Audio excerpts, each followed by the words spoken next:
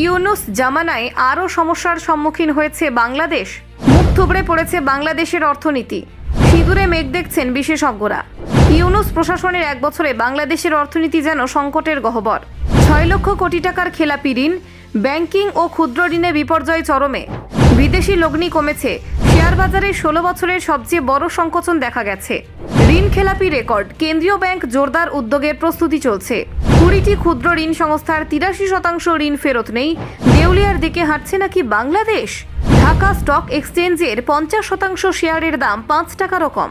বিনিয়োগকারীদের চিন্তায় মাথায় হাত। ইউনুসের নতুন বাংলাদেশে অর্থনৈতিক সংস্কার ব্যর্থতার শঙ্কা। এডিবি রিপোর্টে বাংলাদেশের অর্থনীতি গুরুতর সংকটের মধ্যে। বাংলাদেশের ভবিষ্যৎ কি তবে অনিশ্চিত? দেখুন, বাংলাদেশে ইউনুসের নেতৃত্বাধীন নতুন প্রশাসন 1 বছর পূর্ণ করেছে।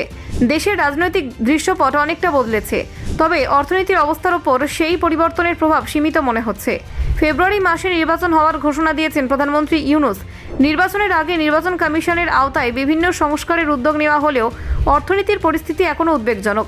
বিশ্লেষকরা বলছেন, ইউনুসের নতুন প্রশাসনের যুগে অর্থনীতি কার্যত মুখ থুবড়ে পড়তে চলেছে। ব্যাংক থেকে শুরু করে ক্ষুদ্র ঋণ প্রদায়ক সংস্থাগুলি কঠিন চাপের মুখোমুখি। ঋণ খেলাপির মাত্রা উল্লেখযোগ্যভাবে বেড়ে গেছে। বিদেশি লগ্নি কমেছে এবং বিনিয়োগকারীরা অনিশ্চয়তায় রয়েছেন। এশিয়ান ডেভেলপমেন্ট ব্যাংকের সাম্প্রতিক মূল্যায়নে বলা হয়েছে, বাংলাদেশের অর্থনীতি বর্তমানে দেশের সাম্প্রতিক ইতিহাসের সবচেয়ে গুরুতর সংকটের মধ্যে রয়েছে। ব্যাংকিং, ক্ষুদ্র ঋণ প্রদানকারী সংস্থা এবং শেয়ার বাজার, এই 3টি স্তম্ভ এখন স্থিতিশীল হয়নি। বাংলাদেশ ব্যাংকের হিসেব অনুযায়ী জুন মাসের শেষ পর্যন্ত খেলাপি ঋণের পরিমাণ 6 লক্ষ কোটি টাকায় পৌঁছেছে। এছাড়া আরও 3,18,000 কোটি টাকার খোঁজ মেলেনি। এর মধ্যে 1,78,000 কোটি টাকা আদালতে আটকে রয়েছে। 80,000 কোটি টাকা মকুব করা হয়েছে এবং 60,000 কোটি টাকা আদালতে স্থগিতাদেশের আওতায় রয়েছে। এডিবি জানাচ্ছে, এশিয়ার দেশগুলির মধ্যে বাংলাদেশের খেলাপি ঋণের পরিমাণ সবচেয়ে বেশি। 2024 সালে দেশের মোট বিতরণ করা ঋণের 20.2% ফেরত হয়নি, যা আগের বছরের তুলনায় 28% বেশি। বাংলাদেশের ব্যাংকের governor doctor Ahsan M Mansur বলেছেন, ঋণ সংক্রান্ত তথ্য গোপন করা হবে না। সব ঋণ খেলাপির তালিকা প্রকাশ করা হবে এবং তাদের কাছ থেকে টাকা আদায়ের প্রচেষ্টা জোরদার করা হবে। ক্ষুদ্র ঋণ প্রদানকারী সংস্থাগুলির অবস্থাও দৃষ্টিকটু। 20টি সংস্থার মধ্যে ঋণ খেলাপের পরিমাণ 21,462 কোটি টাকা, যা মোট ঋণের 83%। অনেক সংস্থা দেউলিয়া হয়ে গেছে এবং আমানতকারীদের টাকা ফেরাতে পারছে না।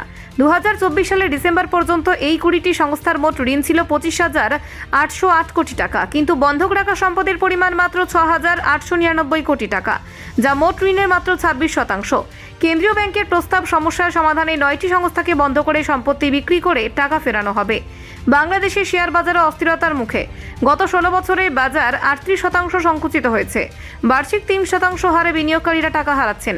ঢাকা স্টক এক্সচেঞ্জ জানিয়েছে, 397 সংস্থার মধ্যে 98টি শেয়ারের দাম 10 টাকার নিচে এবং 50%-এর বেশি সংস্থার দাম 5 টাকার কম। ব্যুরো রিপোর্ট, অজানার দেশে।